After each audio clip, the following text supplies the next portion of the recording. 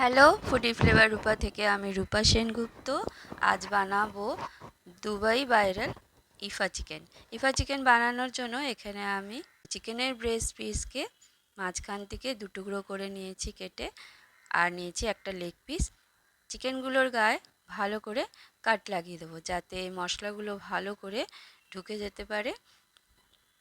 ম্যারিনেশনের জন্য তৈরি করে নেব একটা মশলা, 2 চামচ আদা রসুন বাটা, আর হাফ বাটি জল ঝরানো টক দই, হাফ চামচ হলুদ গুঁড়ো, 1 চামচ কাশ্মীরি লঙ্কার গুঁড়ো, হাফ চামচ জিরের গুঁড়ো, হাফ চামচ গোলমরিচের গুঁড়ো, আর হাফ চামচের থেকে কম গরম মশলার গুঁড়ো, আর একটা গোটা লেবুর রস দেব, হাফ চামচ লবণ দিয়ে এখন সব কিছুকে ভালো করে একবার মিশিয়ে নেব।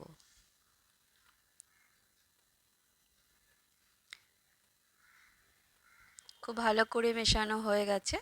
এখন লবণটা টেস্ট করে নেব।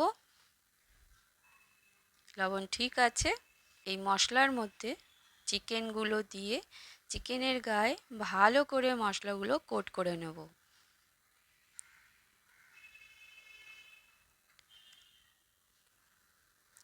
চিকেনের গায়ে ভালো করে কোট করে 2 ঘন্টা আমি রেখেছিলাম। তোমরা চাইলে আরও বেশি রাখতে পারো। যত বেশি রাখবে চিকেনটাকে মশলা মাখিয়ে, ওর টেস্ট আরও বেশি হবে। আমার কাছে সময় ছিল না, সেজন্য আমি 2 ঘন্টার বেশি রাখিনি।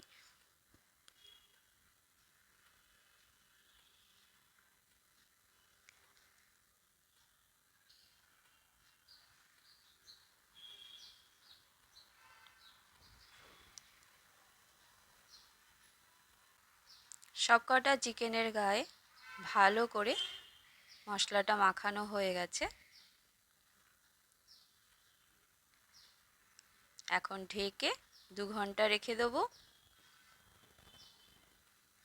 2 ঘন্টা পর ফিরে আসছি। 2 ঘন্টা হয়ে গেছে। গ্যাসে একটা প্যান বসিয়ে দিয়েছি। ফ্রাইং প্যানটা গরম হয়ে গেছে। এখন দিয়ে দিয়েছি 1 টেবিল চামচের মতন সাদা তেল আর হাফ কিউবের মতন বাটার। তেল আর বাটারটাকে ভালো করে গরম করে নেব। গরম হয়ে গেছে। এখন দিয়ে দেবো চিকেনের পিসগুলো।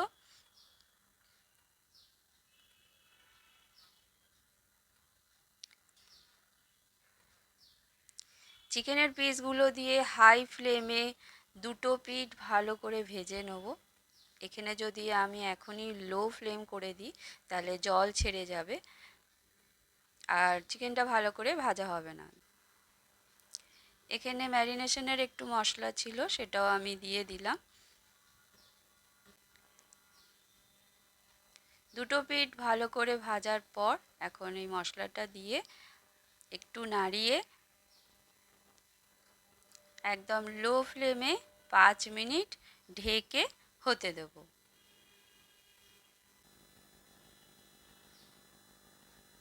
5 মিনিট পর ফিরে আসছি। ততক্ষণ একটা ক্রিমি সস রেডি করে নেব। এখানে আমি নিয়ে নিয়েছি 2 চিজ কিউব ছোট ছোট টুকরো করে কেটে, 1 টেবিল চামচ মেয়োনিজ, 1 টেবিল চামচ ক্রিম,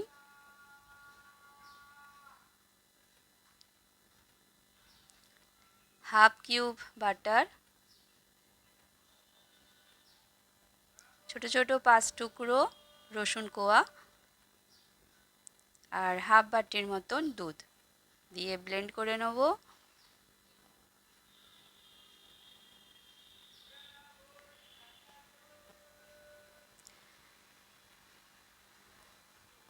ক্রিমি সসটা রেডি হয়ে গেছে। আমি লবণ দিতে ভুলে গেছিলাম, অল্প লবণ দিয়ে দিলাম, দিয়ে আরেকবার ঘুরিয়ে নেব।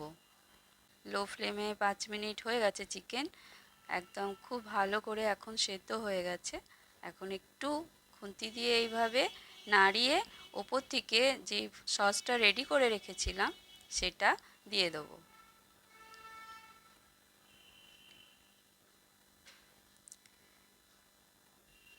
রুটি পরোটা নানের সাথে খেতে খুব ভালো লাগে। দিয়ে 5 মিনিট লো ফ্লেমে হতে দিয়েছিলাম। এখন ঢাকনাটা খুলে নিয়েছি। খুলে ওপরে ধনে পাতা ছিটিয়ে দিলাম। খেতে খুব ভালো হয়, একবার অবশ্যই ট্রাই করে দেখো।